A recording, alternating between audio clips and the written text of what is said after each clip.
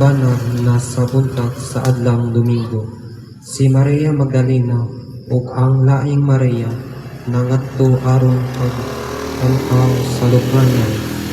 Unya dihay puso nga lino ug usa ka anghel sa Ginoo sa gikan sa langit. Giligid niya ang bato ug malingkod siya niini sa masakilat ang iyang panagway ug puti kaayo ang iyang bisti.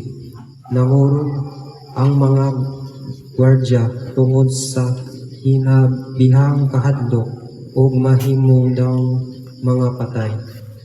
Unya ang anghel miingon sa mga babae, ayaw kamo kahadlok, nasayod ako nga nangita kamo kang Hesus nga gilansang sa krus. Wala na siya dinhi, nabanhaw siya sumala gayon sa iyang ingon.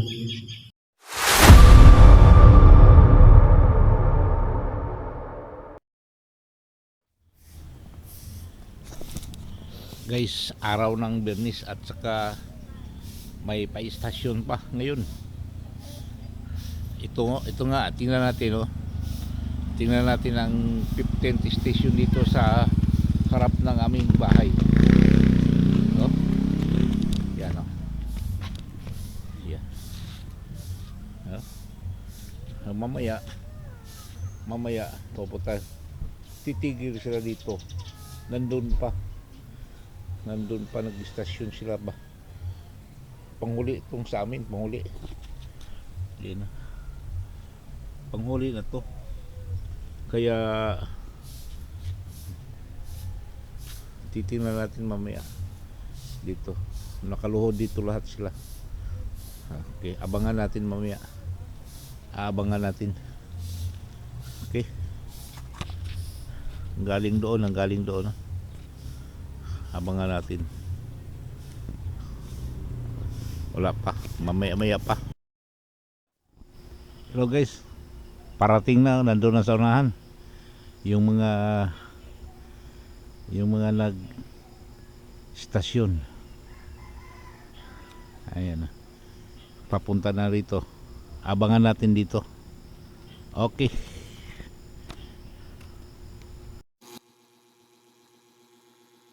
Okay mga katatay guys, nandiyan na, ilang hakbang na lang, nandiyan na sa harapan.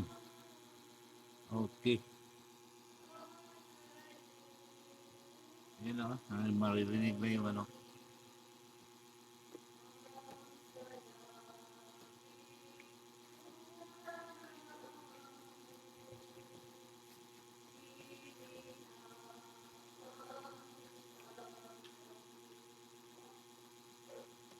Ipanapulong upang ang istasyon ang pagkabanhaw ni Jesus. Ipanapulong upang ang istasyon kini katapusan istasyon atong ipahinungod alang sa akong diocese sa Palikod nga magsaulog sa ika-40 katuig nga pagsumaran sa katipunan isip diocese nga Namaton kita kanunay sa iyang mga panalangin o grasya sa daghan natong kakulangan. Kita unta magpaupsanon mga makaselo o makatun sa sayop alang kapag mabaguhan sa paglaom. Kita modango aron madasigon kita mapadayon alang sa lambo sa atong Kristohanon kinabuhi ug alang sa katapusan ug kamughahon sa unang sinodo Diosesano. Nagasimba ug nagadayeg kami ng Kristo.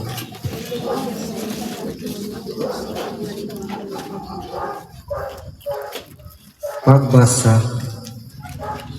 Tapos adlaw nga ipagpapahulay sa pagbanag-banag na sa buntag sa adlang Domingo, si Maria Magdalena ug ang laing Maria nangadto aron pag-anhaw sa lukranan.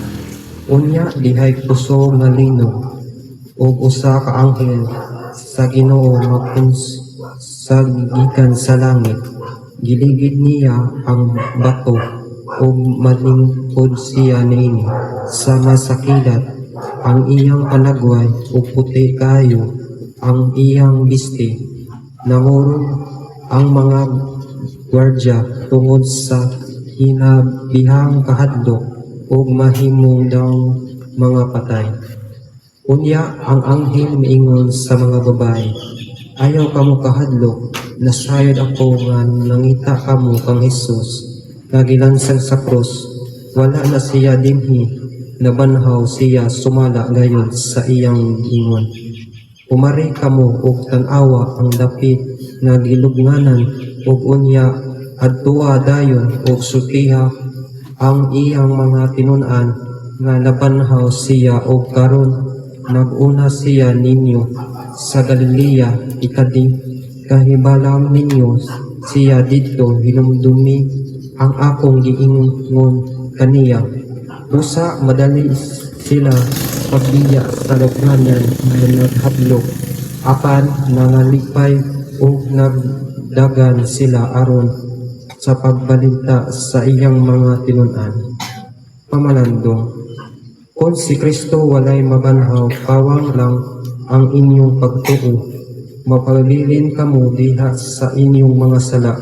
Kung ang atong mga paglaom diha ni Kristo, ani alam dinhi ning kinabuhi-a, kita mao ang labing alaot sa tanang mga tao. Ang pagkabanhaw ni Jesus magmatuod sa tanan mga tudlo o gahimo ni Kristo. Pinaagi sa iyang pagkabanhaw, si Kristo nagtuman sa mga gitagna sa daang tungod bahin sa gisaan nga maluluwas sa kalibutan. Ang iyang pagkabanhaw nagmatuod sa pagka-Diyos ni Jesus. Ang iyang kamatayon nagligbawas kanato sa sala ug ang iyang pagkabanhaw nagpaambit kanato og bag-ong kinabuhi.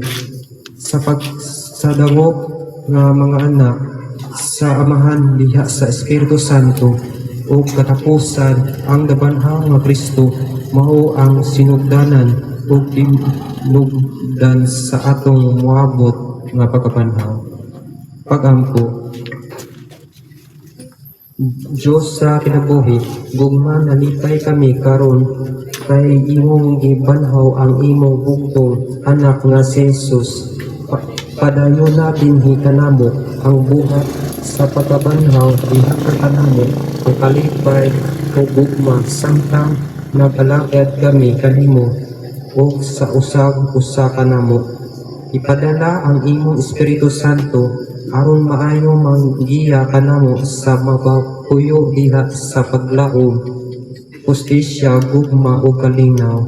Tabangi o ubani kami kanunay aron mapapuyo kami subay sa imong kabubuton ug aron makaambit kami sa way katapusan kalipay didto sa langit. Ining among pangayo sa ngalan ni Jesus nga among makabanhaw nga Ginoo. Yun sa nagpuyo uban kanino o sa Espiritu Santo, Diyos hangtod sa kahangturan. Amen. Talagan mo ako, Ginoo. Amahan na mo, nakasilangit, pagdayo na imong ngalan, umabot ka na mong inarian, matuman ang pagbuto ni sa yuta, mayroon sa langit.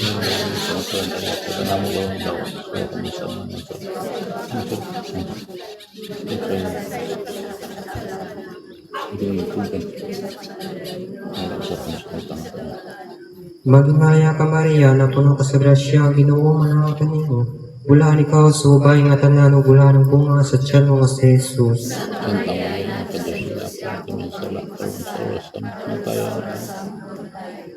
Himaya samahan ug sa anak ug sa Espiritu Santo.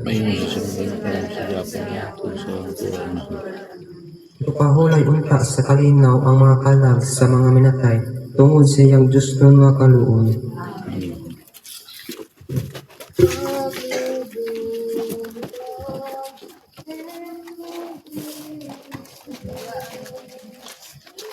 Yung bus station.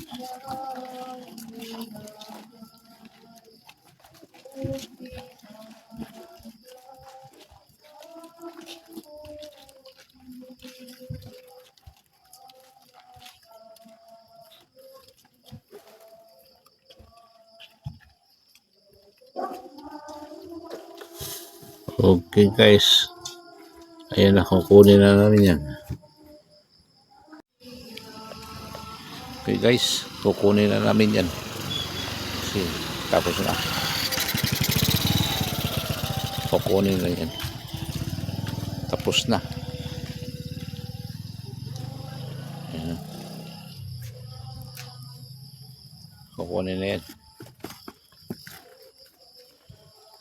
Ang isa waday masiko. Ah. Rila lang bisa, pwede ka na.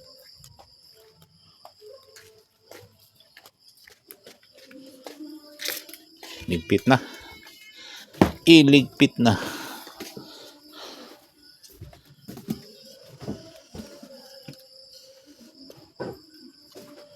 Okay. Hello guys. Hanggang dito na lang aking vlog. Dito ko na tatapusin aking vlog sa araw na ito at maraming salamat po sa inyong pagsubaybay sa aking mga vlog. Lalo na ngayong araw na to. Thank you for watching and bye bye. Ingat po tayo lagi sa panahon ngayon.